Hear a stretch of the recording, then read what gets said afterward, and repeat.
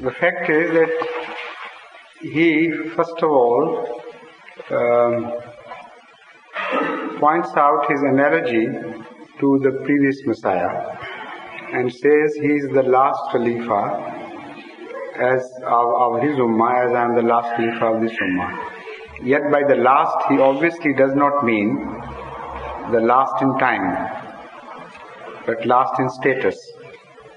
Because there were so many Khulafa, or the successors of Hazrat Masih alayhi salatu wasalam, and so are the successors of Hazrat Masih Maud alayhi salatu wasalam.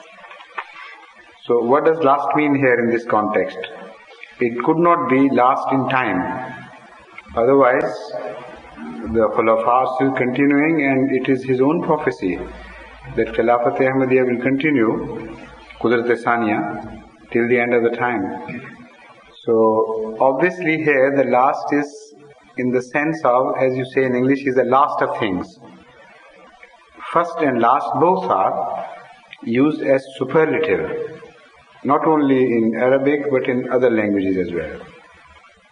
For Awwalul Mu'mineen, Awwalul Muslimin, and Khatamul Khulafa, Khatamul Anbiya, they are all idioms to indicate one and the same thing, that is supremacy in office. So it is in this sense that he is using this term.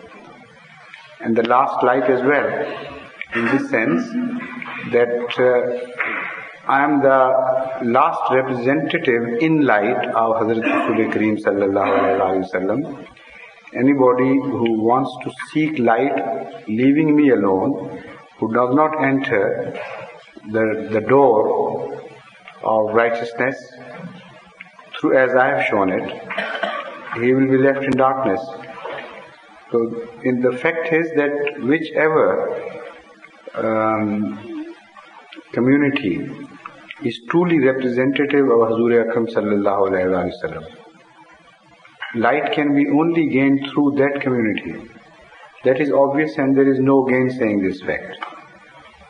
Every other sect which claims to be righteous and true and truly belonging to Hazur Akram sallallahu alayhi wa sallam and following his footsteps has to make the same claim. Even if they are not making, this should be their claim, that we are the last light, because leaving us alone without seeing Hazur Akram sallallahu alayhi wa sallam as we see him, you cannot reach him. So that is the meaning of Hazrat Masih Maud alayhi salatu wasalam, that without seeking his help, one cannot reach Hazur Akram sallallahu alayhi wa sallam as he was truly and in reality. Not the myth of him which has been created by many sects, but the reality, that the most beautiful reality of Hazur sallallahu alayhi wa sallam can only be reached through him. And as he again is wasila, that is the means to reach Allah. So ultimate course of righteousness is through, in present day, through Masih Maud alayhi salam, which would lead to Hazur sallallahu alayhi wa sallam, and through him to Allah. Now this is talking it too mechanically. You know, I'm explaining it not literally in literal terms, but metaphorically. Otherwise it is too mechanical an approach to religion. In essence, if you understand what I mean, then there is no objection.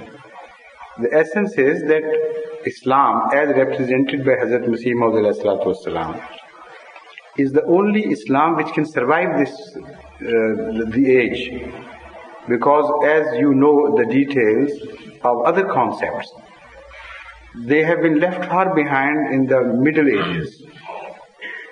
While the light of Hazur sallallahu alayhi wa sallam was so rational and logical and clear that it did not only convince the mind, the heart fell in love with it. That was the beauty of Hazur Akram sallallahu alayhi wa sallam's approach to religion. In the Middle Ages, that approach was distorted. So previously, it was easy for man to reach Allah through Hazur sallallahu alayhi wa sallam, that is through his teachings. Through contact with him, they could easily reach Allah, because he showed the way, paved the path for reaching Allah. But in the Middle Ages, that path was destroyed. new concepts crept into Islam until the sects started warring with each other in fundamentals, not only in details but in fundamentals. One sect told you that Hazrat Akram sallallahu alaihi wasallam is omnipotent and omniscient, and the other said that to believe in Hazrat Akram to be omnipotent and omniscient is to indulge in idolatry, clear and simple. So that was the fundamental difference which was created. One sect said to call the first three caliphs bad names was the way to salvation. And this is not only what enemies tell about the Shiites belief, it is written in their books, and they themselves openly claim when they are not fearing any persecution. They admit this is correct. And there is a regular term for this, to call bad names to the first three caliphs and to wish ill of them and to pray against them. This is an article of faith with Shiites, and they take pride in it. They said this is correct. They were usurpers. The first right to caliphate belonged to Hazrat Ali, and because they had usurped it, so naturally this should be the reaction. And they have their own logic. On the other hand, when you look at the Sunni approach, they say this is the biggest of crimes. To call the first three caliphs as usurpers and to be the Sardarul Munafiqeen and this and that, this is the highest of folly according to them. Now these two claims are at war with each other. Couldn't be true both at one time.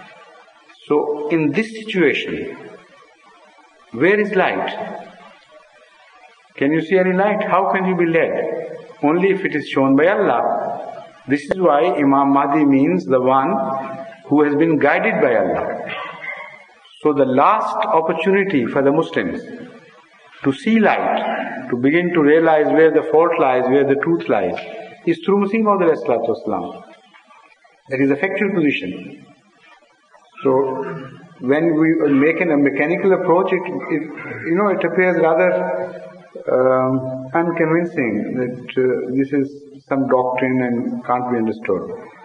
But go into the realities and have a detailed analysis, and it's perfectly convincing.